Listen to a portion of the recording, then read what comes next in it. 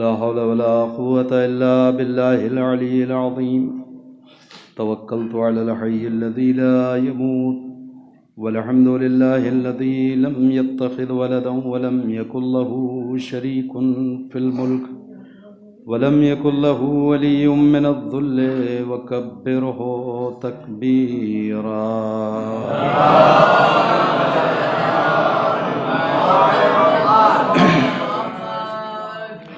وأعوذ بالله من الشيطان اللعين الرجيم. بسم الله الرحمن الرحيم. الحمد لله رب العالمين بارئ الخلائق أجمعين باعث الأنبياء والمرسلين. الصلاة والسلام والتحية والإكرام على بشير النذير السراج المنير الشفيع المذنبين المخاطب بطه وياسين الرسول المصدد والنبي المؤيد والمصطفى الأمجد مولانا وسيدنا أبي القاسم محمد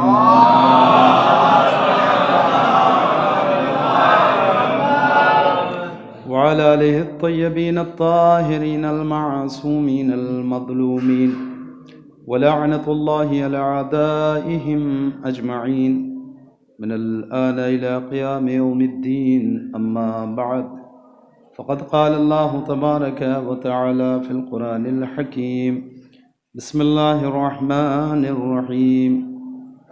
يوم لا ينفع مال ولا بنون إلا من أتى الله بقلب سليم. صدق الله العلي العظيم. صلوات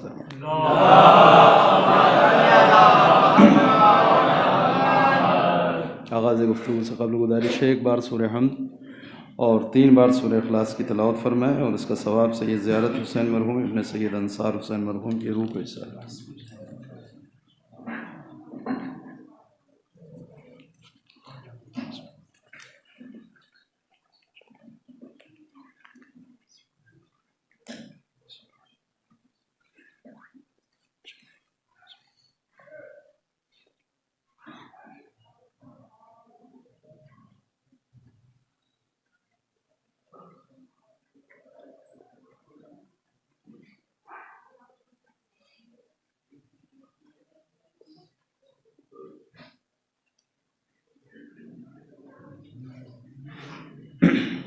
صلوات پر محمد وعلى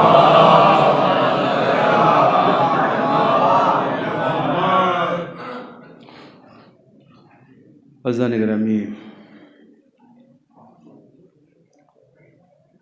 انسان کا مزاج یہ ہے کہ ہمیشہ اپنے نفع کے بارے میں سوچتا ہے،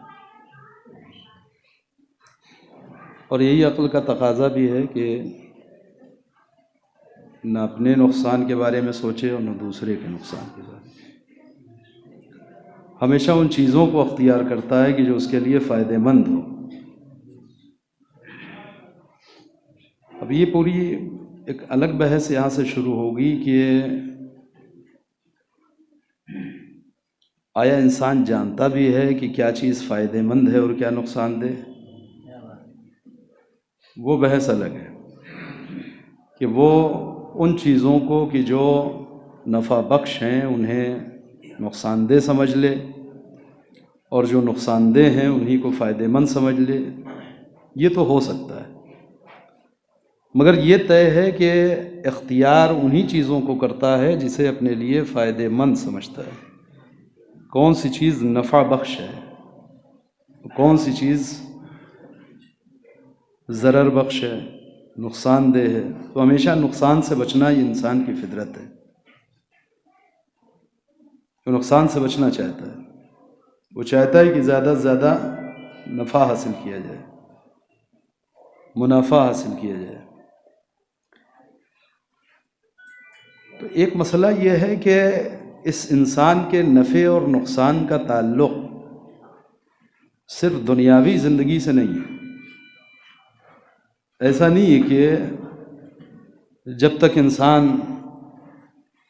زندگی اس دنیا میں گزار رہا ہے اور زندہ ہے اس وقت تک بات نفع اور نقصان کی ہوگی، نہیں، اس دنیا میں بھی ہر انسان کے لیے نفع اور نقصان ہے۔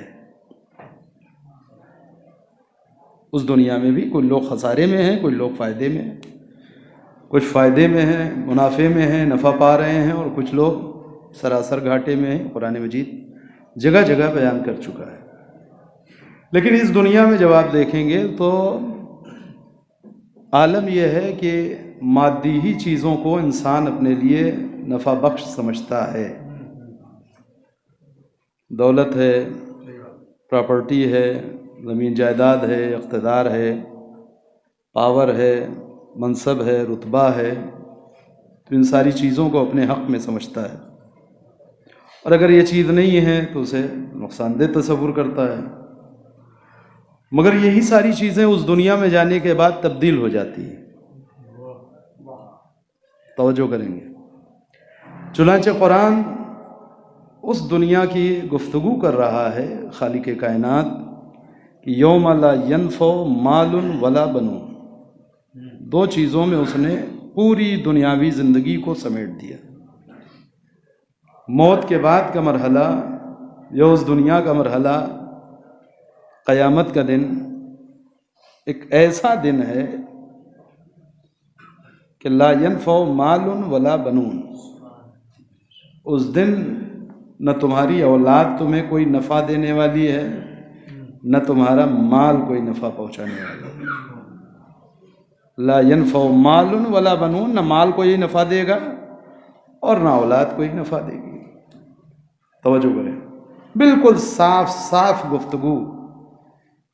اس دنیا میں جب تک ہو سکتا ہے کہ اولاد فائدہ مند ہو سکتا ہے کہ مال فائدہ مند ہو، مگر جب اس دنیا میں آ رہے ہو تو وہاں کا مسئلہ یہ ہے کہ اب نہ مال کوئی فائدہ پہنچا سکتا ہے اور نہ اولاد کوئی فائدہ پہنچا سکتی ہے۔ بہت توجہ کریے گا۔ اب اس کے بعد قرآن نے اس کا حل بھی بیان کیا ہے، اور مجھے وہیں تک چلنا ہے، لیکن اس سے پہلے ایک بات عرض کرنا چاہتا ہوں، اور وہ یہ کہ قرآن مجید نے مال اور اولاد دونوں کو ایک طرف کر دیا کہ اس دنیا میں نہ اولاد کوئی کام آنے والی ہے اور نہ مال کچھ کام آنے والا ہے، کوئی فائدہ نہیں پہنچا۔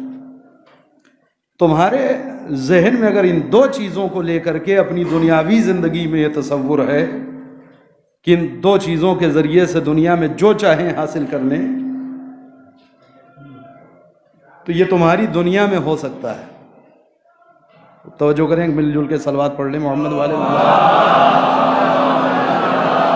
آگے ایک اور صلوات پڑھ لیں محمد والے۔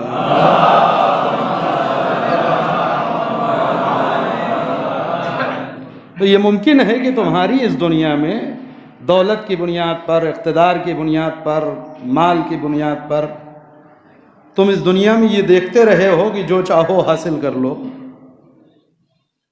تو اس دنیا میں ممکن ہے۔ تو توجہ کریے گا۔ اور آج ہم دیکھ بھی رہے ہیں کہ پیسے کی بنیاد پر انسان جو چاہتا ہے کر لیتا ہے۔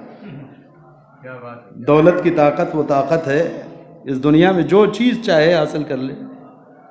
اقتدار پیسے کی وجہ سے، پاور پیسے کی وجہ سے، حکومت پیسے کی وجہ سے، کرسی پیسے کی وجہ سے، دنیا کی لذتیں پیسے کی وجہ سے، کیا کچھ اس دنیا میں پیسے کی بنیاد پر نہیں حاصل ہوتا ہے؟ ہوتا ہے نہیں ہوتا ہے؟ یعنی اس دنیا کی زندگی کے لیے کم از کم پیسہ کفایت کرتا ہے۔ ہے یہ بات درست؟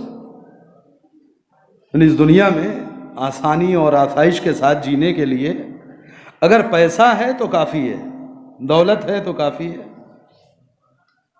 یہ خوب سوچ سمجھ کر کے ہاں میں ہاں ملائیے گا، اس لیے کہ ہمیں دکھ یہی رہا ہے۔ جب ہم دنیا کو ایک نظر میں دیکھتے ہیں تو ہمیں یہ سمجھ میں آتا ہے کہ اس دنیا میں انسان پیسہ اگر رکھتا ہے تو کچھ بھی حاصل کر سکتا ہے، جبکہ یہ دیکھنے کا ایک نظریہ ہے۔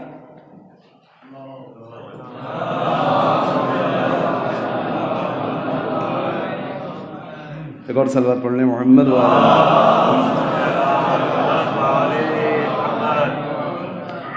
ایک اور صلوات پڑھ لیجیے محمد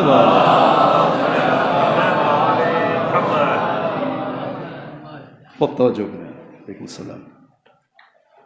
ہم جب اس دنیا پہ نظر ڈالتے ہیں تو ہمیں دکھتا یہی ہے دنیا کا کاروبار جس طریقے سے آگے بڑھ رہا ہے، اس میں ایک چیز سامنے آتی ہے اور وہ یہ ہے کہ اگر دولت ہے، پیسہ ہے، مال ہے تو آپ جو چاہیں اس دنیا میں حاصل کر سکتے ہیں، ہے نا؟ اور ہمیں دکھتا بھی یہی ہے، لیکن اصل میں ہم دیکھتے یہی ہیں، اس لیے دکھتا یہ ہے نا. ہم اصل میں اسی چیز کو دیکھنا چاہتے ہیں. اور یہ دیکھنے کی الگ بحث ہے، میں ایک جملہ کہہ کر کے آگے بڑھ جاؤں. واقعاً انسان اس دنیا میں وہی دیکھتا ہے جو دیکھنا چاہتا ہے. آپ یقین جانیں کہ اس پہ غور کی ضرورت ہے. دو جملوں میں، میرا موضوع نہیں ہے، تو ہم چونکہ اسے دیکھ رہے ہیں، یا وہ دیکھتا ہے جو دیکھنا چاہتا ہے، اور یا وہ دیکھتا ہے کہ جو دنیا دکھانا چاہتی ہے. ان دونوں میں آپس میں رشتہ ہے.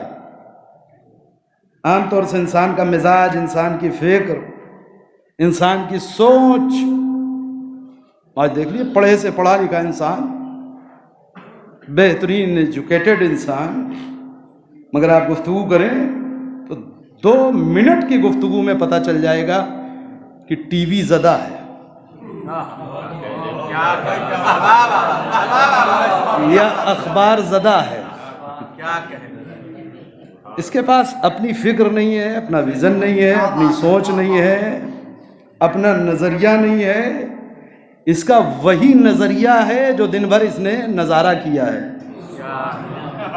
اس سے آگے کوئی نظریہ نہیں ہے. توجہ کریں.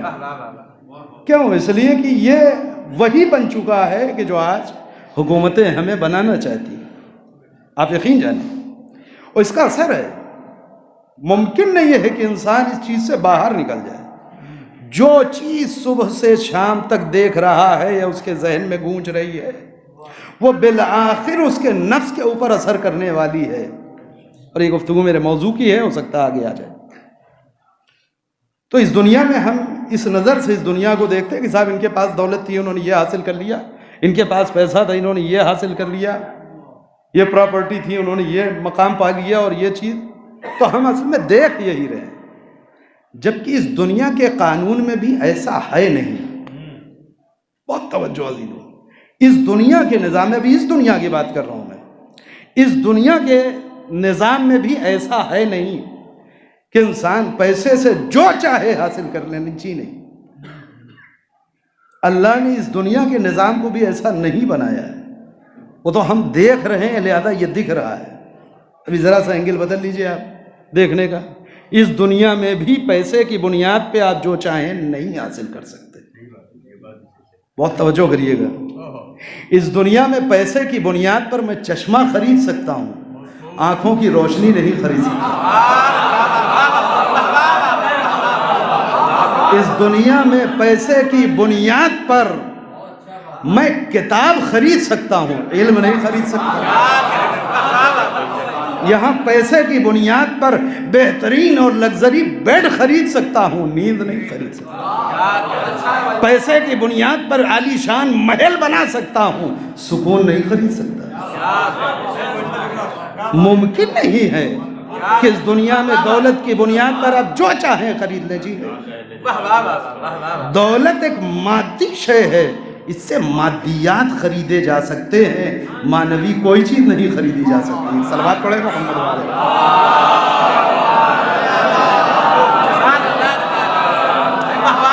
جو کریں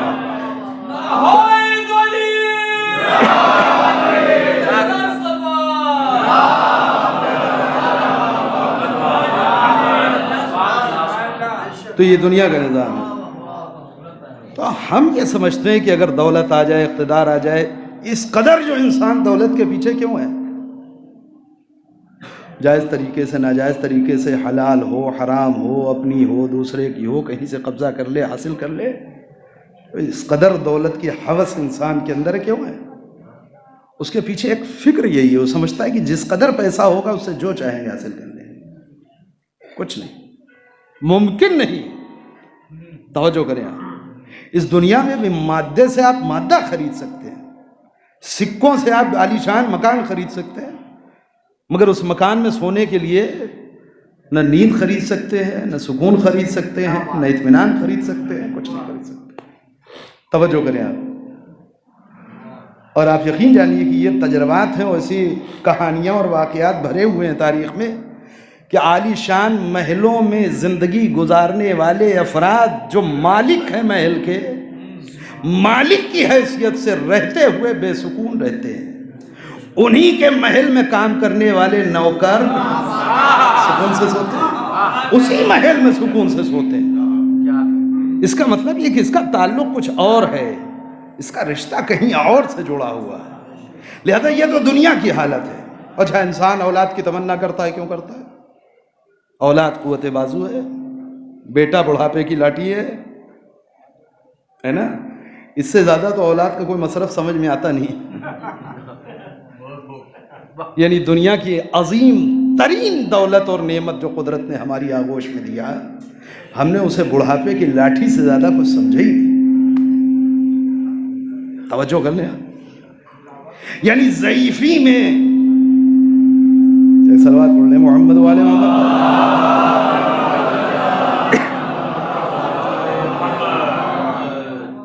ایک اور صلوات پڑھ لیں محمد والے محمد۔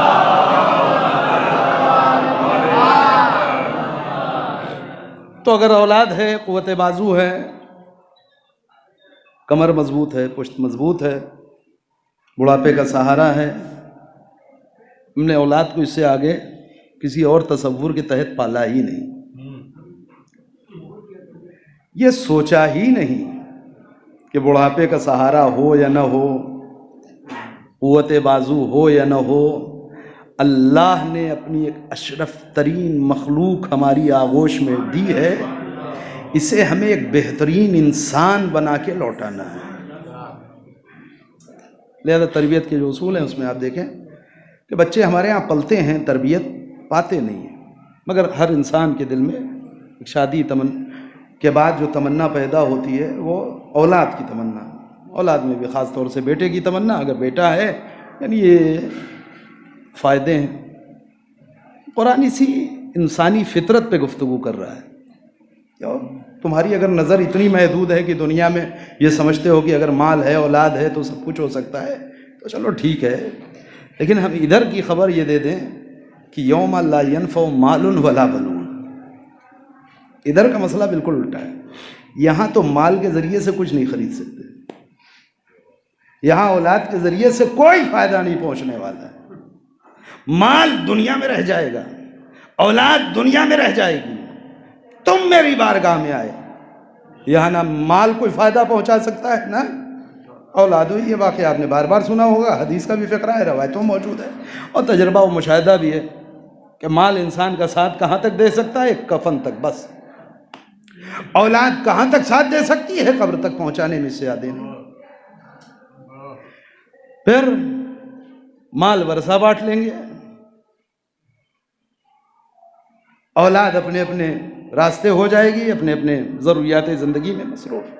اب یہ وہ بندہ ہے کہ جس نے اپنی ساری زندگی نیندوں کے پیچھے خرچ کیا تھا، یا مال حاصل ہو یا اولاد کو کسی طریقے سے کچھ بنا دیا جائے، ڈاکٹر بنا دیں، انجینئر بنا دیں، بڑا انسان بنا دیں، بزنس مین بنا دیں، اس بیچارے نے اپنی پوری زندگی خرچ کر دیا اولاد اور مال کے پیچھے۔ جب اس دنیا سے اس دنیا میں آیا تو نہ مال کوئی فائدہ پہنچا رہا ہے، نہ اولاد کوئی فائدہ پہنچا رہا ہے۔ مالک تو کچھ تو ایسا ہوگا کہ جو اس دنیا میں کام آئے، اولاد نے ساتھ چھوڑ دیا، مال نے ساتھ چھوڑ دیا، اور تو کہہ بھی یہ رہا ہے کہ میری بارگاہ میں نہ مال کچھ فائدہ پہنچائے گا، نفع پہنچائے گا، اور نہ اولاد کوئی نفع پہنچا سکتی ہے۔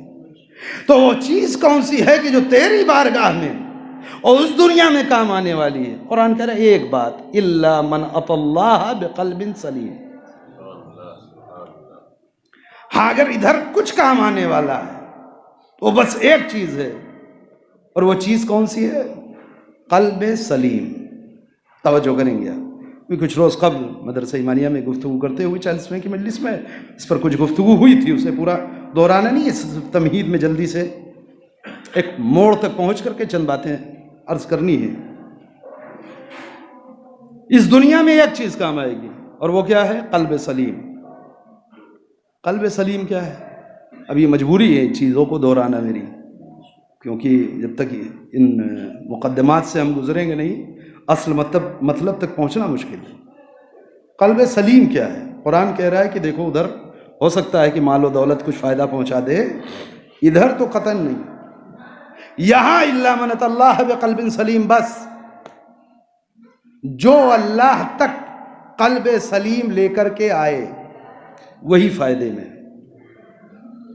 توجہ کریے گا، قلب سلیم کیا ہے تو اس کو سمجھنا پڑے گا نا کہ وہ قلب تو دیکھیے ہر آدمی کے پاس ہے۔ ایک صلوات پڑھ دیں محمد وعلیہ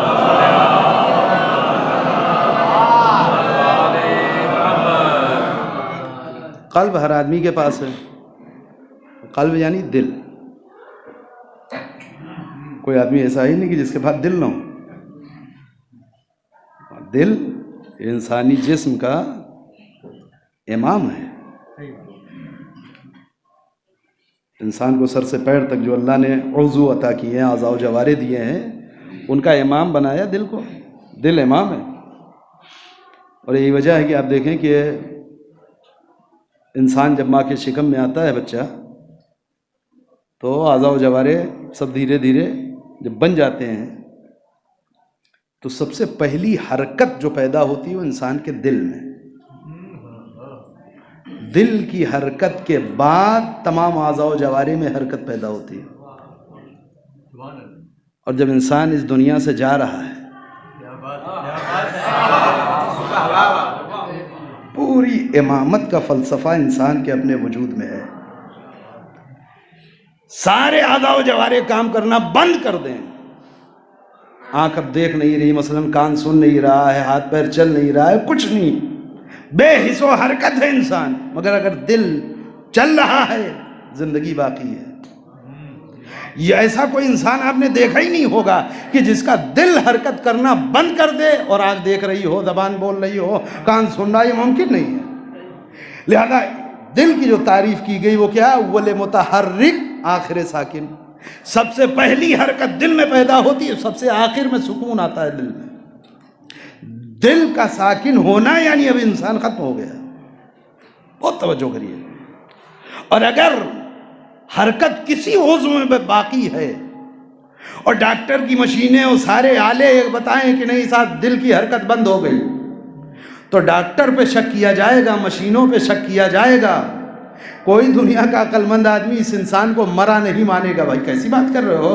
اتنا پڑھا لکھا ڈاکٹر کہہ رہا ہے، اتنی ریسرچ کرنے والا انسان کہہ رہا ہے، اتنی لیٹسٹ ٹیکنالوجی اور مشینیں بتا رہی ہیں کہ اس کا دل حرکت کرنا بند کر چکا ہے، یہ مر گیا ہے گا۔ کیسی بات کر رہے ہیں؟ ہم مشین کی مانیں گے، ڈاکٹر کی مانیں گے، یا مشاہدہ دیکھیں گے؟ اس کا ہاتھ ابھی چل رہا ہے، اس کی زبان ابھی چل رہی ہے، اس کی پلکیں ابھی جھپک رہی ہیں۔ یہ اعضاء میں حرکت اس بات کی دلیل ہے کہ ابھی امام باقی ہے۔ توجہ کریے، ابھی امام باقی ہے۔ اب یہ ممکن ہے کہ صاحب فلاں پروفیسر صاحب، فلاں ریسرچ اسکالر، فلاں اتنے پڑھے لکھے آدمی انہوں نے بتا دیا کہ نہیں اس دنیا میں کوئی امام نہیں ہے۔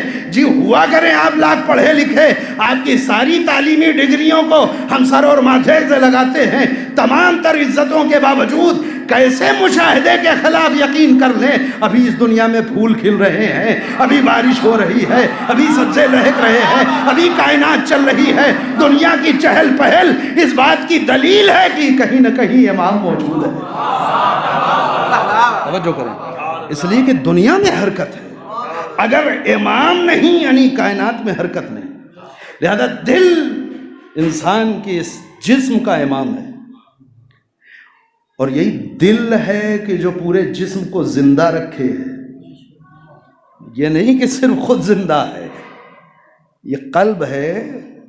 دیکھیے اعضاء و جوارح کا رزق کیا ہے؟ یہ میرے ہاتھ ہیں، پیر ہیں، انگلیاں ہیں، انگوٹھے، آنکھیں، کان، اس کا رزق کیا ہے؟ روٹی، چاول، مرغن، غذائیں، بریانی، پراٹھے، کوفتے، کباب، کون سی چیز ہے؟ کہا نہیں، یہ سب رزق نہیں ہے۔ ان کا رزق اصل میں ہے خون. توجہ کریے گا، اصل رزق جو انسانی سیلز کا ہے وہ کیا ہے؟ خون. یہ رزق اس تک کون پہنچاتا ہے؟ دل. توجہ کریے. اب یہ کوئی چھوٹا سیل اگر اکڑ جائے گا، نہیں صاحب فلاں کو آپ اتنا دے رہے ہیں، مجھے کیوں اتنا کم دے رہے ہیں، مجھے بھی دیجئے، دل بڑھا دے گا؟ نہیں. ہر عضو بدن کو جتنے کا وہ مستحق ہے، دل پوری ایمانداری سے، دل نہ کنجوس ہے نہ جاہل. توجہ کریے، نہ کنجوس ہے کہ وہ صاحب مال زیادہ بن کر کے بلڈ آ گیا تو اسے بٹور کے سمیٹ کے رکھ لوں.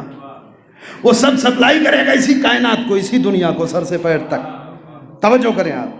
اور رزق کی تقسیم قدرت نے رکھا کس کے ہاتھوں میں؟ قلب کے ہاتھوں میں، دل کے پاس ہے. توجہ کریے گا. وہ اپنی ضرورت بھر رکھے گا، باقی تمام اعضاء و جوارح میں منتشر کر دے گا. اب وہ لاکھ کوئی عضو چلاتا رہے کہ نہیں صاحب ان کو آپ نے اتنا دیا ہے، مجھے اتنا کیوں دے رہے ہیں، اس سے کوئی فرق نہیں ہوتا. توجہ کریے گا. اگر اتنے کا مستحق ہے تو اسے عطا کیا جائے گا. میں بہت قریب آ گیا ہوں، اگر آپ میرے ساتھ ہیں توجہ کریں آپ. کبھی کبھی ہوتا ہے کہ انسانی جسم کا کوئی حصہ دھیرے دھیرے سوکھنے لگتا ہے، پزمردہ ہو جاتا ہے، مردہ ہونے لگتا ہے. ہوتا ہے نا ایسا؟ توجہ کریے گا. یہ ہوا کیا؟ سمجھے آپ؟ اس میں ہوا کیا کہ جسم کا حصہ بھی ہے، جڑا ہوا بھی ہے یہ ہاتھ مثلاً، مگر دھیرے دھیرے سوکھنا شروع ہو گیا، دھیرے دھیرے بے حس ہو گیا، بے حرکت ہو گیا. پورا بدن کام کر رہا ہے، یہ ہاتھ مثلاً کام نہیں کر رہا ہے، یہ مثلاً پیر کچھ دن کے بعد کام نہیں کر رہا ہے. اس میں ہوا کیا کہ اصل میں اس کا کنیکشن اور رابطہ دل سے ٹوٹ گیا. بس اس کا جو رزق اس کو دل سے مربوط ہونے کی وجہ سے ملنا تھا وہ نہیں مل پا رہا ہے. کہ آپ کیا راستہ ہے کہ اس کی مالش کی جائے، ایکسرسائز کی جائے، یہ تھیریپی وہ تھیریپی اور یہ دوا، یہ سب مل کے کرتے کیا ہیں کہ جو رابطہ اس نے توڑ لیا ہے دل سے وہ دوبارہ جڑ جائے. اس لیے کہ اگر یہ رابطہ پھر جڑ گیا تو پھر اس مردہ حصے میں جان آنا شروع ہو جائے گی، دھیرے دھیرے روح آ جائے گی. خوب توجہ کریے گا. تو اب یہ نہ دیکھیں کہ کوئی چیز کس سے جڑی ہوئی ہے، یہ دیکھیں کہ واقعی رابطہ ہے یا نہیں. اس لیے کہ جو باطنی رابطہ چاہیے اگر وہ رابطہ نہیں ہے تو قربت چاہے کتنی بھی ہو، مگر ہمارا ہاتھ ہمارے ساتھ رہ کر کے بھی سوکھا رہ سکتا ہے. توجہ کر لیں، ایک صلوات پڑھیں محمد والے محمد.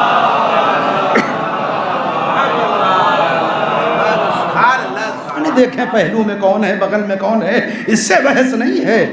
توجہ کریں آپ. دیکھنا یہ ہوگا کہ امام وقت سے مربوط ہے یا نہیں. اسے ہلا ہلا کر کے، مالش کر کے، کوشش کر کے، یہ کوشش نہیں ہو رہی ہے، یہ مالش نہیں ہو رہی ہے، اسے جھجوڑا جا رہا ہے کہ تم اپنے امام سے رابطہ توڑ بیٹھے ہو. وہ تو بھیج رہا ہے بلڈ یہاں تک، مگر تم اسے قبول نہیں کر رہے. جس دن قبول کرنے لگو گے زندہ ہو جاؤ گے. یہی بات قرآن کہہ رہا تھا، یا ایھا الذین آمنوا استجیبوا للہ وللرسول اذا دعاکم لما یحییکم. اے صاحبان ایمان جب دیکھو اللہ اور اس کا رسول تمہیں آواز دے تو تم بھی لبیک کہو تاکہ تمہیں زندہ کر دیں. سمجھ جو کر رہے ہیں؟ لبیک کہو کیا مطلب ہے؟ وہ تو آواز دیں گے، تمہیں قبول کرنا ہے، اور جب قبول کر لو گے تو پھر زندہ ہو جاؤ گے. یہی حال ہے کہ انسان کے جسم کا کوئی حصہ خون دل پہنچاتا ہے اس حصے تک، مگر یہ قبول نہیں کرتا، اور اس کے قبول نہ کرنے کی وجہ سے چونکہ یہ لبیک نہیں کہہ رہا ہے لہذا حیات نہیں مل رہی ہے. توجہ کریں آپ. لہذا قلب کا کام یہ ہے کہ پورے جسم انسانی میں خون اور اس کا رزق سپلائی کرے. زمانے کے امام کی ذمہ داری یہ ہے، امام کا کام یہ ہے کہ امام کائنات کو اس کا رزق دے. آج بھی ہم تک جو کچھ پہنچتا ہے آپ یقین جانیں وہ ہمارے زمانے کے امام کے ذریعے ہم تک آتا ہے. بے انتہا دعاؤں میں فقرات موجود ہیں، آپ اسے اٹھا کر کے دیکھ لیں۔ جو کچھ خدا عطا کرتا ہے وہ زمانے کے امام کو، ہم تک جو کچھ پہنچتا ہے وہ ہمارے زمانے کے امام کے ذریعے پہنچتا ہے۔ بہت سے لوگ ہر چیز ڈائریکٹ لینا چاہتے ہیں۔ ایک صلوات پڑھیں محمد وآل محمد پر۔ کریے گفتگو گھومتے ہوئے دوسری طرف چلی گئی، میں جلدی سے واپس آتے ہوئے۔ تو یہ قلب کا کام ہے۔ قلب یعنی دل عربی زبان میں۔ تو یہ قلب مریض بھی ہوتا ہے، صحت مند بھی ہوتا ہے، آپریشن بھی ہوتا ہے دل کا، ہے نا؟ تو اللہ یہی کہنا چاہ رہا ہے کہ جو صحیح و سلامت دل لے کر کے آئے سمجھو کامیاب، اور جو بیمار دل لے کر کے آیا وہ نقصان میں۔ ایسا ہے کہ نہیں؟ اصل میں قلب کو قلب کیوں کہتے ہیں؟ دل کو قلب کیوں کہتے ہیں عربی زبان میں؟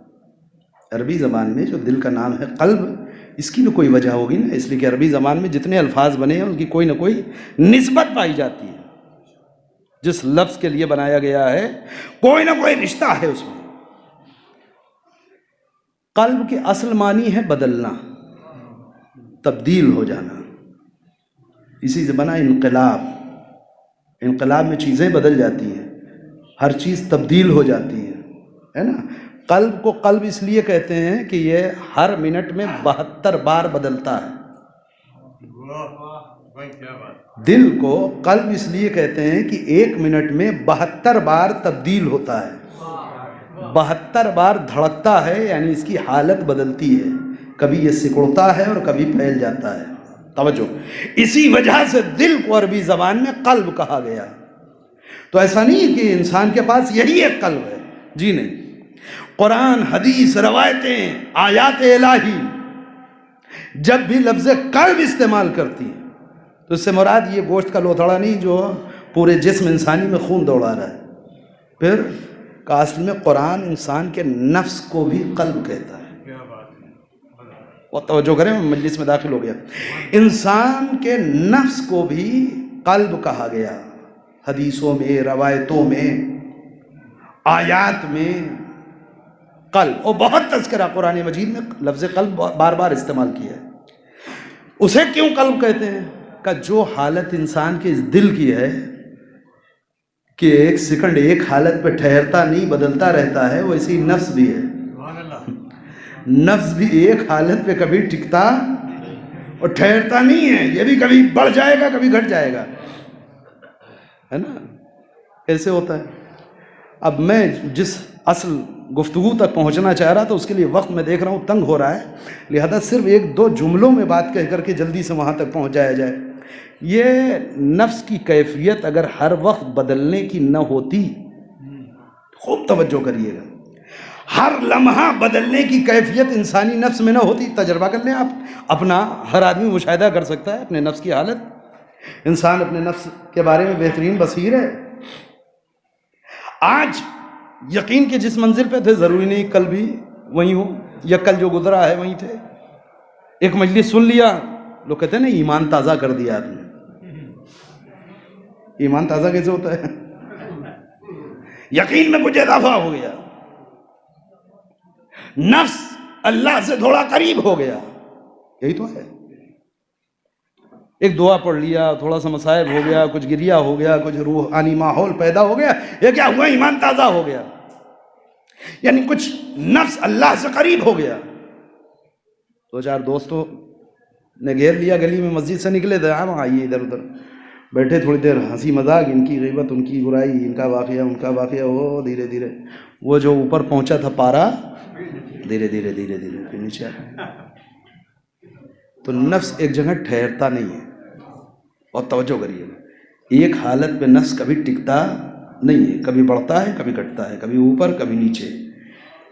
ہماری ذمہ داری ہے، پوری مجلس کا نچوڑ جملہ کہہ رہا ہوں، اسی پہ گفتگو چلنی، توجہ کریے گا۔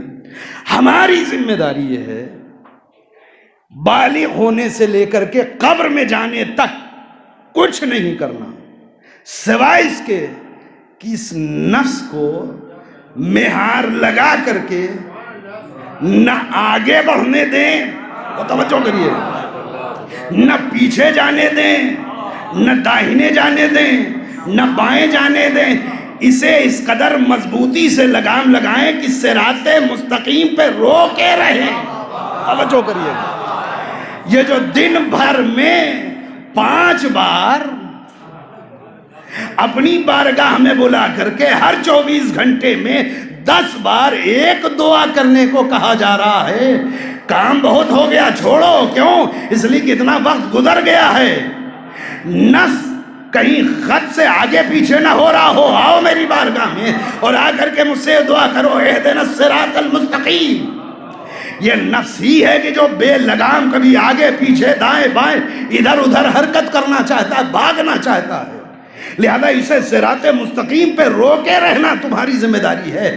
اس پوری حیات میں اس کے علاوہ کچھ کرنے ہی نہیں ہے۔ آپ توجہ کر لیجئے، کچھ اور نہیں کرنا۔ اگر زندگی کا فلسفہ نہیں سمجھ میں آیا ہے تو اس ایک جملے میں آپ سمجھ سکتے ہیں کہ جہاں سے انسان بالغ ہوا اس وقت سے لے کر کے قبر کی آغوش میں جانے تک جتنے دن ہیں، اور اگر یہ حالت نفس کی نہ ہوتی تو پڑھ دینا جتنے دن آسان ہے، تھوڑا سا جوڑ لیجئے اس کو۔ ایک دن میں 10 بار، ایک سال میں 3600 بار ہے، قریب قریب 50 سال کوئی رہا اس دنیا میں، 65 سال کی زندگی پائی، 15 سال نکال دیں، 50 برس، 3600 کو 50 گنا کریے۔ مالک کوئی بات ہوئی؟ ایک آدمی ہر روز یہ کیا ہے؟ کہ یہ تمہارا نفس ہے، یہ سرکش ہے، اسے مہار میں کرنے کے لیے نفسانی اعتبار سے کوشش بھی ضروری ہے، مگر تمہاری ساری کوششیں اس کے سامنے رائگاں ہو جائیں گی۔ یہ اس قدر قوی ہے، توجہ کریے، جب تک کہ اللہ کی مدد شامل نہ ہو جائے اور اللہ کا لطف شامل نہ ہو جائے، لہذا صرف اپنی تربیت پہ بھروسہ کر کے مطمئن نہ ہو جاؤ۔ آؤ میری بارگاہ میں مجھ سے کہو، مالک میں اسے روکے رکھنا چاہتا ہوں، اہدنا الصراط المستقیم، مجھے صراط مستقیم پر قائم رکھ۔ مجھے کسے؟ جسم کو، اسی نفس کو، اسے صراط مستقیم پر روکے رکھ۔ کیوں؟ اس لیے کہ یہ قلب ہے، یہ تبدیل ہو جائے گا۔ صبح قائم کیا، ظہر آتے آتے تبدیل ہو سکتا ہے، عصر آتے آتے بدل سکتا ہے، مغرب تک جاتے آتے تبدیل ہو جائے گا، عشاء تک آتے آتے تبدیل ہو جائے گا۔ توجہ کریے گا، یہ بدلتا کیسے ہے اور قابو میں کیسے کیا جاتا ہے، اس کی نفسانی تربیت بھی ہے۔ یہ تو دعا ہے جو ہم روزانہ کر رہے ہیں۔ اس صلوات پڑھیں محمد والے محمد۔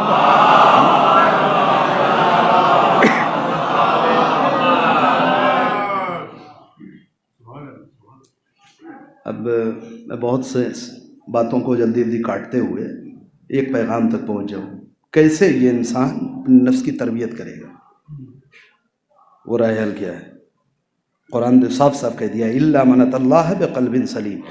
اگر سالم نفس لے کر کے نہیں آئے تو گئے، یہ طے ہے کہ گئے۔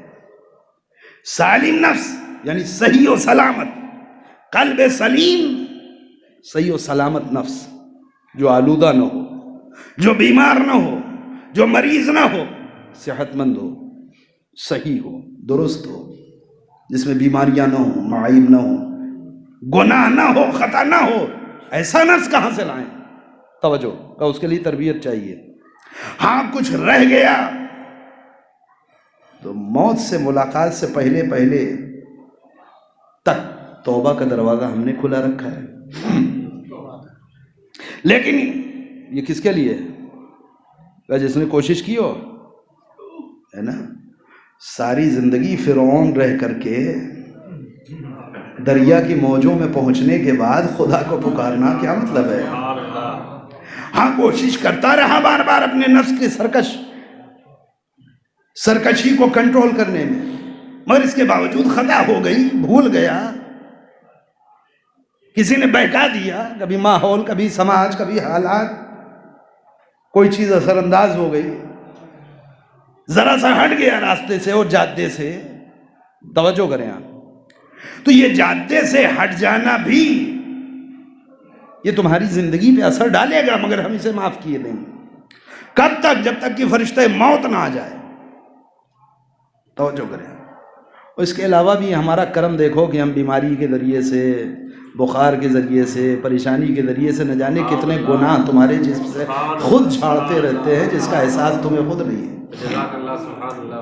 اکثر تو تم اپنی توبہ ہی سے غافل ہوتے ہو، توجہ کریں آپ۔ لیکن میں نے دیکھا کہ بندہ میرا نیک ہے، ٹھیک ہے، دل کے اعتبار سے صاف ہے، میرے راستے میں چلنا چاہتا ہے، ہاں بہک گیا، غلطی ہو گئی، گناہ کر بیٹھا ہے، ابھی توبہ کی جانب متوجہ نہیں ہو رہا ہے، ہم نے اسے بیمار کر دیا۔ بیماری میں بھی مجھے بھولا رہے گا، میں جملہ کہہ رہا ہوں ابھی تو حدیث کے آئینے میں علماء موجود ہیں، آپ ان سے پوچھ لیجئے گا۔ ہو سکتا ہے بیماری آنے کے بعد بھی غفلت میں رہے اور ڈاکٹروں کو، رشتہ داروں کو، عزیزوں کو، دوستوں کو اور یاروں کو تلاش کرتا رہے، ان سے دل لگائے بیٹھا ہو، پھر بھی مجھے بھول جائے، وہ اللہ اللہ نہ کہے تو درد میں مبتلا کر کے کم از کم اس کی زبان سے آہ آہ تو نکلواؤں گا۔ میں نے کچھ کہہ دیا عزیزو، مالک اس آہ سے کیا فائدہ ہوگا کہ مریض جب درد سے تڑپتا ہوا آہ یا اوہ کہتا ہے تو یہ آہ و اوہ نہیں ہوتا ہے، یہ میرا ذکر ہوتا ہے۔ توجہ کریے گا، یہ غافل ہے، خدا خدا نہیں کہہ رہا، میں اس کی آہی کو خدا خدا بنائے دے رہا ہوں۔ صلوات پر محمد والے محمد پر۔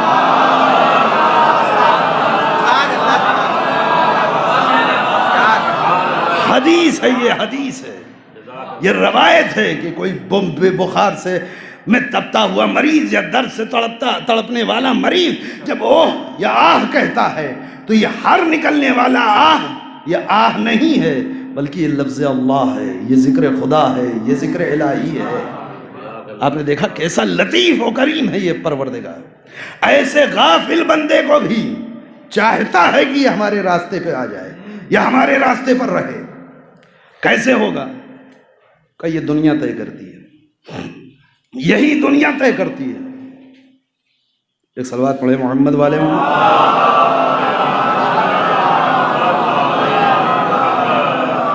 چنانچہ پیغمبر فرماتے ہیں کہ القلب ثلاثۃ انواع، پوری دنیا میں جو لوگ ہیں ان کے دلوں کی تین حالتیں ہیں، تین قسمیں ہیں، انہی تین میں ہم بھی ہیں، آپ بھی ہیں، اور ہر آدمی چیک کر سکتا ہے ابھی کہ وہ قلب سلیم کے کتنے قریب ہے اور کتنے دور ہے نا۔ پوری دنیا میں جو لوگ بستے ہیں ان کی تین قسمیں ہیں دل کی کیفیت کے اعتبار سے، قلب کے اعتبار سے، اور تین قسمیں کون سی ہیں؟ قلب مشغول بالدنیا، ایک قسم ان لوگوں کی ہے کہ جو قلبی اعتبار سے، نفسانی اعتبار سے دنیا ہی میں ٹوٹے ہوئے، بس ان کا رشتہ ان کے دل کا دنیا سے بندھا ہوا ہے، گانٹھ، دل دنیا سے جڑا ہے بس۔ ایک حصہ 1/3 لوگ، اب اس میں برابر ہیں کہ کم زیادہ وہ مجھے بحث نہیں، ایک قسم ان لوگوں کی ہے کہ جن کے دل کا رشتہ دنیا سے جڑا ہے۔ وَقَلْبٌ مَشْغُولٌ بِالْعُقْبَةِ، اور دوسرے وہ لوگ ہیں کہ جن کا دل جڑا ہوا ہے آخرت سے، یہ نفس جو ہے یہ بندھا ہوا ہے، انہیں ہر بات میں، ہر وقت، ہر لمحہ آخرت نظر آتی ہے۔ ہوتا ہے نہیں ہوتا ہے؟ کچھ لوگ آئے ہیں ان کی صحت پہ کوئی اثر ہی نہیں ہے، وہ دینی کام بھی کر رہے ہوتے ہیں تو دنیا کے لیے، مطلب یہ عجب ہے، سب سے عجیب قسم ان مخلوق کی ہے، ان مومنین کی ہے کہ لطیف بات یہ ہے کہ وہ دین کا بھی کام کر رہے ہوتے ہیں دنیا کے لیے۔ کاش کبھی بیٹھ کر کے سوچے کوئی آدمی، دین یہ چاہتا ہے کہ تم دنیا کا بھی کام کر رہے ہو تو دین کے لیے، تم دنیاوی کام بھی کرو تو آخرت کے لیے۔ یہ اس قدر 180 ڈگری اپوزٹ ہے کہ یہ دین کا بھی کام کر رہا ہے تو دنیا کے لیے۔ آدمی کو دیکھا ہے ایسا کوئی؟ بھئی بزرگ و علماء تو بہرحال سب جانتے ہیں اور پہنچ گئے جو میں کہنا چاہ رہا ہوں. ہو سکتا ہے کچھ نوجوان اور بچے نہ سمجھ پا رہے ہیں ابھی، تو تھوڑا سا اور قریب آ کر کے کہہ دیتے ہیں. ایسا کیسے ہو سکتا ہے صاحب؟ دین کا کام ہو دنیا کے لیے. جی نماز دین کا کام ہے دنیا کا؟ وہ اس لیے پڑھ رہا ہے کہ لوگ ہمیں نمازی کہیں. یہ نماز دین کے لیے دنیا کے لیے. مجلس حسین اب دیکھتا ہوں کتنا سبحان اللہ آتا ہے. مجلس حسین دین کے لیے دنیا کے لیے؟ کتنی مجلس دین کے لیے ہیں؟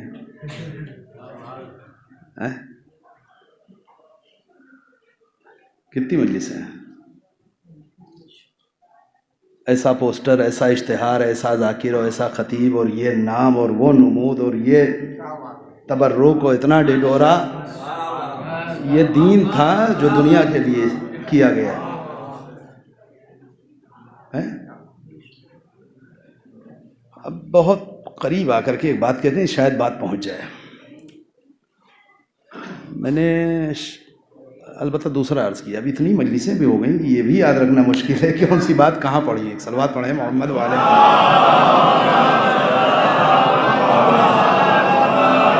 نہیں یہ نہیں پڑھا، یہاں تک یاد ہے. ہاں عشرے کے دوران دلکش بھائی کے ہیں اس سال آغا کوچانی کے دوسرے واقعات پڑھے میں نے، ابھی یاد ہے. آغا کوچانی جن کا تذکرہ ہو چکا ہے، اسے دہراؤں تو پھر آپ کہیں گے کہ بات تو ریپیٹ ہو رہی صاحب. نہیں، ایک بہترین مقدس پاکیزہ نفس دیکھ لیں آپ. قلب مشغول بالعقبہ، آخرت سے بندھا ہوا دل کیسے دین کو خالص دین کے لیے کیا جائے. آغا کوچانی مشہد کے قریب کوئی گاؤں ہے جہاں کے تھے، بڑی اچھی اچھی کتابیں بھی لکھی انہوں نے. گھر سے نکلے، مشہد زیارت امام رضا علیہ السلام.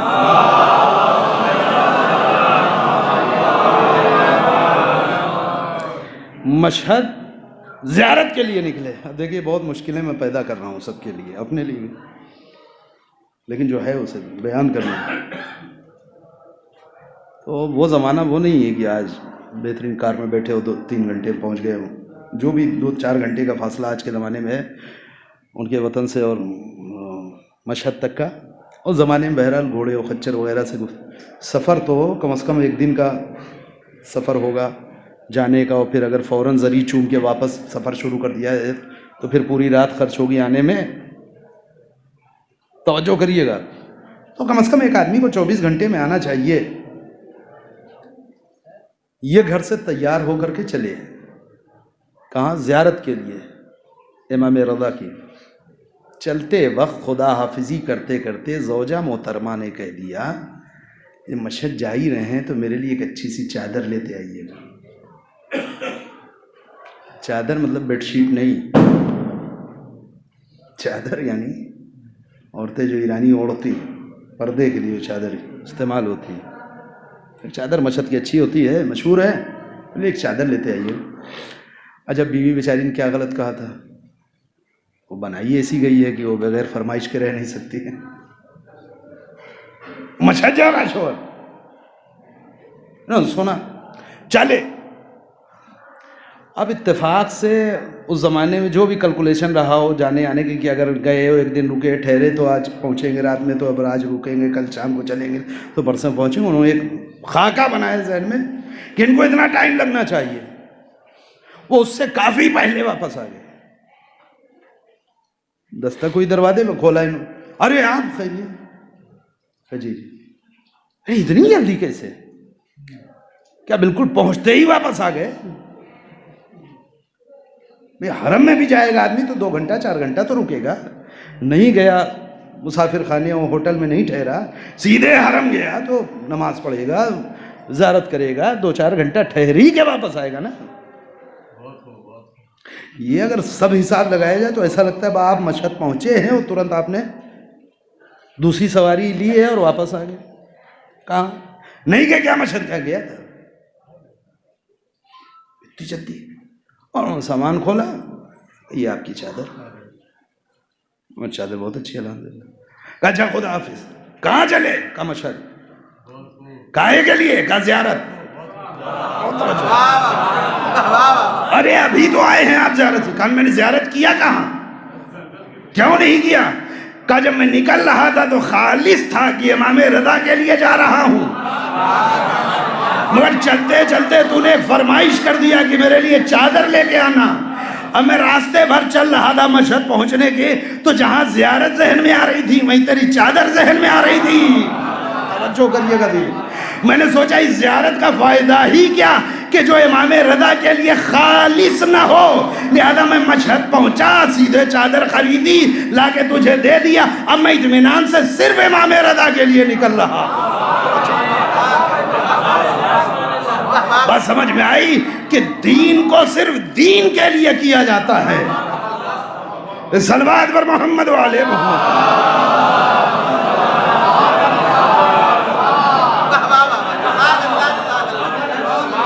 یہ وہ روح ہے. بہت توجہ کریں. تو قلب مشغول بالدنیا, ایک دل وہ ہے کہ جو دنیا ہی سے جڑا, اسے دنیا ہی چاہیے بس. دین بھی کر رہا ہے تو دنیا کے لیے. اور مزے کی بات اس میں ایک نقطہ اور بھی, ابھی تو پوری بحث ہے, میں کہاں تک سمیٹ رہا ہوں.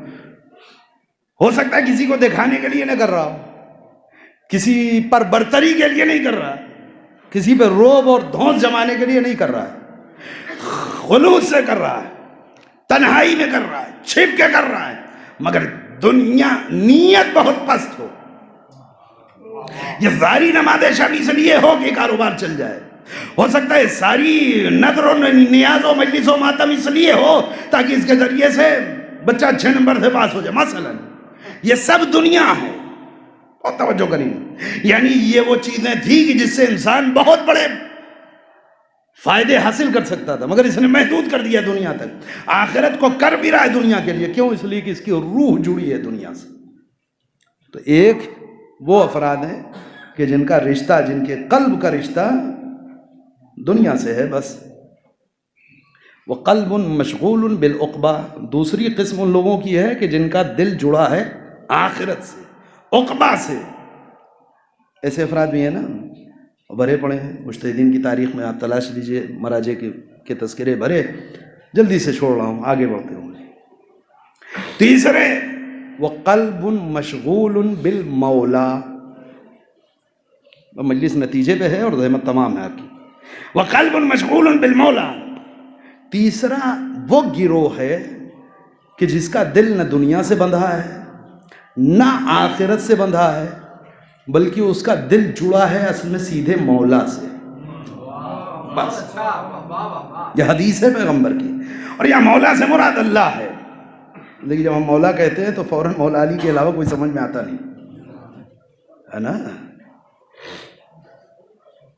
اس کے دن انشاءاللہ مولا مدد کریں, وہ خود سمجھے گا کہ انہوں نے مولا علی کی مدد کے لیے کہا ہے. کہ ہم بھی جب مولا بولتے ہیں تو مولا سے مراد مولا علی اور مولا عباس, مولا امام حسین, مطلب مولا سے پھر نیچے ہی آتے ہیں امام علی سے, ہے نا. کبھی مولا کہہ کر کے کسی کی سمجھ میں آئے کہ رسول اللہ مولا تھے یا نہیں. اور یہیں سے بات ہی شروع کی تھی, من کن تو مولا ہو, اس سے اوپر سے بات چلی تھی. اللہ میرا مولا ہے, تو اصل میں اللہ مولا ہے نا. انما ولیکم اللہ, اصل میں مولا اللہ ہی ہے.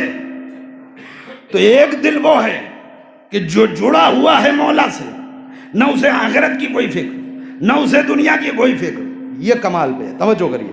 اب پیغمبر نے اپنی اس حدیث میں تینوں کے نتیجے بیان کیے, بس مجلس تمام ہے. پہلا گروہ وہ قلب کہ جو دنیا سے جڑا ہے, وَأَمَّا الْقَلْبُ مَشْغُولٌ بِالدُّنْيَا فَلَهُ الشِّدَّةُ وَالْبَلَاءُ.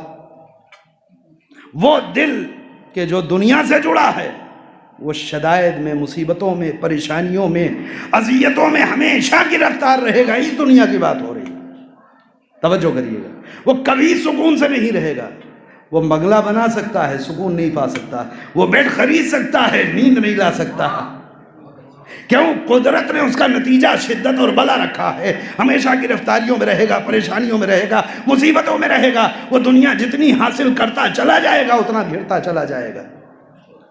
توجہ کریے، ایک تار سے چھٹکارا پانا چاہتا ہے ریشم کا کیڑا، بس پہلا تار اکلوتا ہوتا ہے، بس ایک تار ہوتا ہے۔ ریشم کا کیڑا ایک تار سے جڑا ہوتا ہے، اسی ایک تار سے چھٹکارے کے لیے اپنے گرد پورا جال بنا دیتا ہے، بالآخر اسی میں دم توڑ کے مرتا ہے نا۔ توجہ کریے گا، یہ دنیا، یہ جو جال گھرتا چلا جا رہا ہے، ہر ہاتھ پاؤں جو حرکت دی جا رہی ہے اسی جال سے نکلنے کے لیے، مگر اسی میں پھنستا چلا گیا۔ فَلَهُ الشِّدَّةُ وَالْبَلَاءُ، اس کا انجام یہ ہے کہ مصیبت میں رہے گا۔ وَأَمَّا الْقَلْبُ الْمَشْغُولُ بِالْعُقْبَى فَلَهُ الدَّرَجَاتُ الْعُلَىٰ، لیکن وہ دل کہ جو آخرت سے جڑا ہے اس کے لیے بلند درجات ہیں، دنیا میں بھی اسے خدا بلند درجے عطا کرے گا، آخرت میں بھی بلند درجے عطا کرے گا۔ توجہ، اس کی بہت ساری مثالیں سب چھوڑ دی میں نے۔ تیسری اور آخری بات، چونکہ وقت بالکل تمام ہو گیا ہے، قریب آ جائے۔ وَأَمَّا الْقَلْبُ الْمَشْغُولُ بِالْمَوْلَىٰ، مگر وہ دل کہ جو مولا سے جڑا ہے اس کو کیا ملے گا؟ وہ جو دنیا سے جڑا ہے دل، اس کو مصائب، مشکلات، شدت، پریشانیاں ملیں گی، یہ وعدے الہی ہے، پیغمبر کہہ رہے ہیں۔ وہ دل کہ جو آخرت سے جڑا ہے، ہر چیز میں آخرت دیکھتا ہے۔ توجہ کریے گا، اولاد کی تربیت بڑھاپے کی لاٹھی کے لیے نہیں، آخرت کے لیے، اللہ کی امانت ہے۔ ایک دن اس کے بارے میں جواب دینا ہے محشر میں کھڑے ہو کر کے، ہم نے دیا تھا تمہیں اولاد، تم نے بتاؤ کیا بنا کر کے اسے دنیا کے سامنے پیش کیا، ہمیں جواب دینا ہے۔ شادی کرتا ہے اپنی دل کے تسکین کے لیے نہیں، اس لیے کہ اس کا نصف دین مکمل ہو جائے، محفوظ ہو جائے، اللہ کے لیے۔ توجہ کریے، جو کام بھی دنیا میں کرتا ہے وہ آخرت کو دیکھتا ہوا چلتا ہے، اس کا انعام کیا ہے؟ اس کے درجات کو بلند کرتا ہے خدا، دنیا میں بھی آخرت میں بھی۔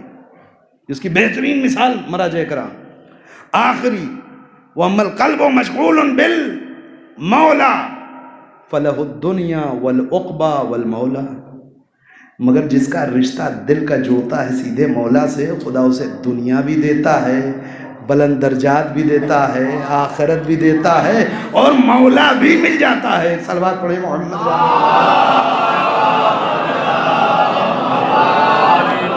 لیکن میں کتنی تیز بول رہا ہوں، اتنی تیز پڑھنے کا عادی نہیں ہوں، توجہ کریے گا۔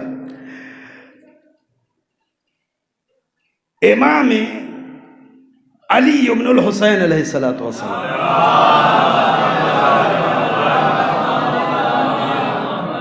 امام سجاد، جناب جابر ہیں،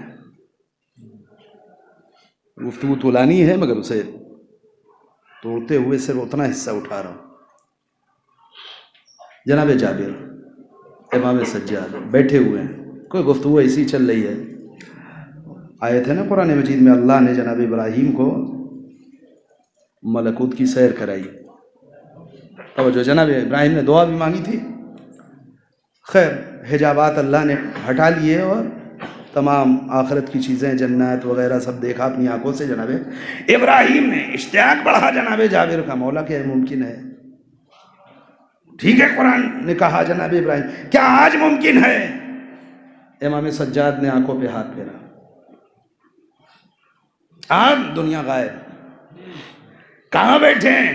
عالیشان بہشت میں، جنت، حور و قصور، نہریں جاری، درخت، میوے، پھل، جنت، بھائی بہشت۔ جناب جابر کیا دیکھ رہے ہیں کہ میں بہشت میں بیٹھا ہوا ہوں؟ یہ کیا تھا؟ حجاب ہٹا لیا امام نے۔ کچھ دیر تک ایک ایک چیز کو حیرت سے دیکھ رہے ہیں۔ امام نے کہا جابر چلیں؟ کہا مولا کیا یہ ممکن ہے کہ یہیں ٹھہر جاؤں؟ توجہ کریے، یہ ایک درجہ سے آگے ہے، یہ دنیا والا نہیں، یہ عقبہ والے ہیں۔ کیا یہ مولا ممکن ہے کہ میں رہ جاؤں؟ امام کے لبوں پہ مسکراہٹ، تم نے تو اس سے بالکل خلاف بات کہہ دی جو جناب سلمان نے امیر المومنین سے کہا تھا۔ مولا کیا کہا تھا جناب سلمان نے امیر المومنین سے؟ کہا بالکل ایسا ہی واقعہ، امیر المومنین کی بس میں جناب سلمان فارسی بیٹھے ہوئے ہیں، آپ دیکھ لیے کہ دل کیسے جوڑتا ہے مولا سے۔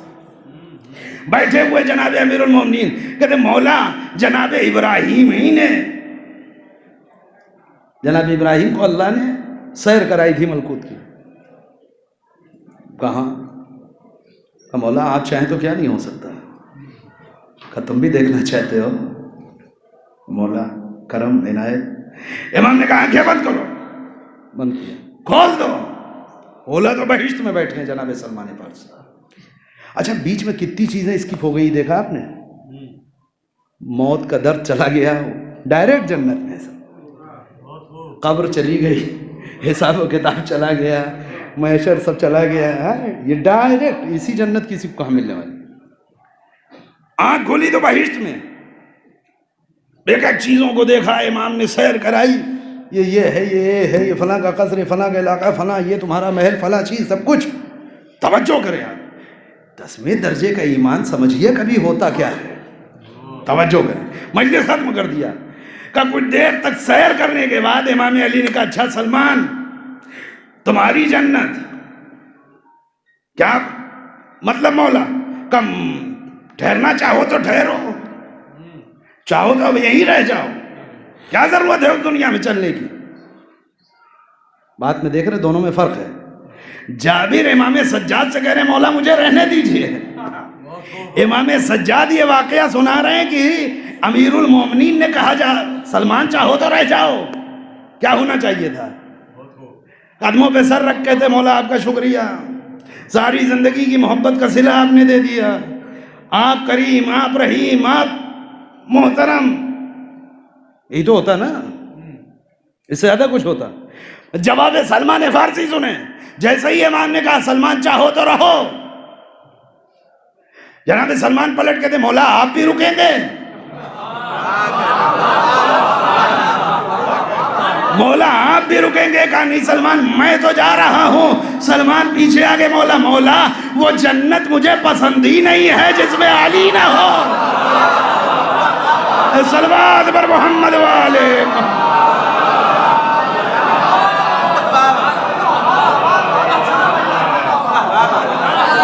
توجہ کریے گا, اس چیز کا اپنا ایک اصول ہے. علی قسیم النار والجنہ, علی کا اختیار ہے جسے چاہے جنت میں دے ڈال دیں. کچھ چیزیں مخصوص کر دی ہیں قدرت نے کچھ ائمہ کے ساتھ, ایسا نہیں کسی کا مرتبہ کم یا زیادہ ہے. خود اہل بیت اس قدر حفظ مراتب کے قائل ہیں کہ جو کام امیر المومنین کا ہے امام سجاد بھی چاہے تو دے سکتے ہیں, ایسا نہیں, لیکن وہ دخالت نہیں کر سکتے امیر المومنین. یہ واقعہ کون؟ امام سجاد سنا رہے ہیں. نہیں, بہت سی منزلیں باقی ہیں. واپس دنیا, موت, قبر, برزخ, حساب کتاب, پھر ایک سسٹم ہے جنت کا. توجہ کریں. یہ دل کون سا ہے؟ یہ وہ ہے کہ جو نہ آخرت کی طرف ہے نہ دنیا کی طرف. اس سے بحث نہیں کہ وہ خود دنیا میں ہے, آخرت میں ہے, مصیبت میں ہے, آرام میں ہے, اس سے کوئی بحث نہیں. یہ فکر ہے کہ علی کے ساتھ ہے یا نہیں, بس. مولا اور مولا سے آگے پیچھے کچھ نہیں. توجہ کریں. یہ وہ دل ہے کہ جو مشغول بالمولا ہے. میں گفتگو کو ختم کر دیا. اور یہ وہ دل تھا کہ جسے لیے ہوئے حسین کربلا کے میدان میں آئے. توجہ کریں آپ. کوئی خطابت نہیں, کوئی زبردستی کی گفتگو نہیں. 72 کے 72 جو کربلا کی سرزمین پہ ہیں, یہ وہ قلب ہے نہ مشغول بالدنیا نہ مشغول بالعقبہ, بلکہ مشغول بالمولا. یہ مولا سے مرتبط اور جڑا ہوا دل ہے. کیا دلیل ہے؟ کہ دنیا کا جاہو حشم چھوڑ کر کے آئیں, دنیا کی دولتیں چھوڑ کر کے آئیں. سب فقیر نہیں تھے جو حسین کی طرف تھے.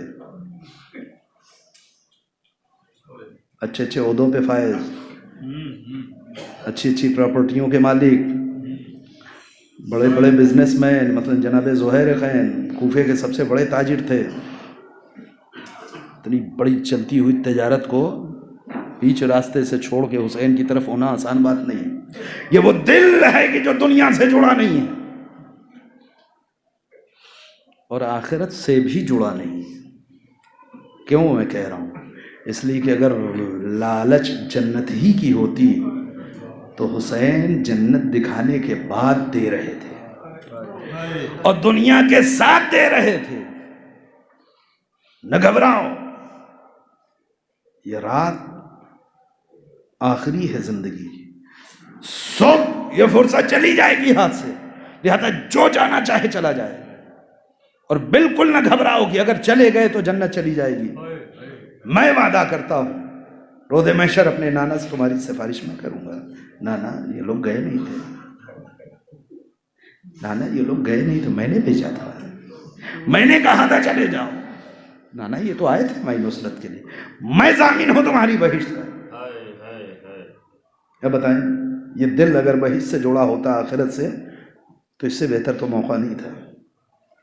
امام نے پھر موقع دیا، اچھا اگر یوں اٹھتے ہوئے شرمندگی ہو رہی ہے تو لو میں چراغ بجھائے دیتا ہوں،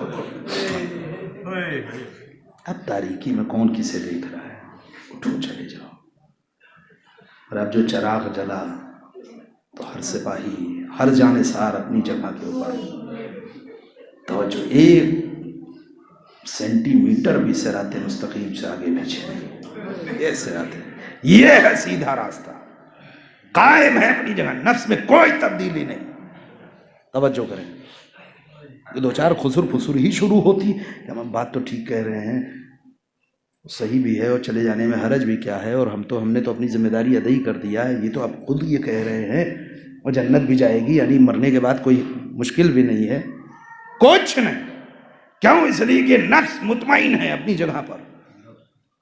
توجہ کریں، امام نے پھر کہا اچھا اگر یوں جاتے ہوئے شرم آ رہی ہے کہ اہل بستی، اہل خانہ، گھر کے لوگ کیا کہیں گے، یہ گئے تھے کربلا، حسین کو تنہا چھوڑ کے چلے آئے، اس سے ڈر رہے ہو تو لو میں تمہیں اس کا بہانہ دیتا ہوں، تم میں سے ایک ایک اٹھے اور میرے خاندان کے ایک ایک فرد کا ہاتھ پکڑے، خود بھی جائے اسے بھی لے جائے۔ مثلا حبیب اٹھے، علی اکبر کا ہاتھ پکڑے، خود بھی جائیں، علی اکبر کو بھی لے جائیں۔